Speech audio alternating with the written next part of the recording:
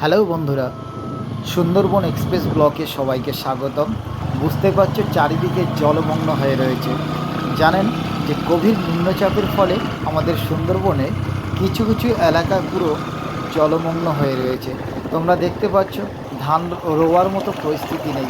চাষিরা তো সবাই হতবাক হয়ে বসে আছে যে এই জল কীভাবে সরাবো। যতক্ষণ না পর্যন্ত ড্রেন কমপ্লিট না হচ্ছে ততক্ষণ কিন্তু জল কিন্তু সরানো খুব মুশকিল।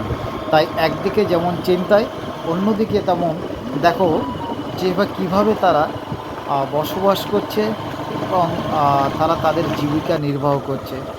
একটা দূরে তোমরা দেখতে পাচ্ছ যে ওখানে কিছু বাড়ি আছে যাদের বাড়িতে যাওয়ার কোনো রাস্তা নেই, যেখানে যেতে গেলে প্রায় হাঁটু সমান জল কিন্তু নিয়ে পার হতে হয়। তো আমি দেখাবো সেই ছবিটা, ভালোভাবে খেয়াল করে দেখুন। ওই যে দেখা যাচ্ছে যে বাড়িগুলো, সেখানে কিন্তু যেতে গেলে কোনো রাস্তা নেই, কোনো কিছু নেই, রাস্তা পুরোটা জলের তলায় ডুবে গেছে।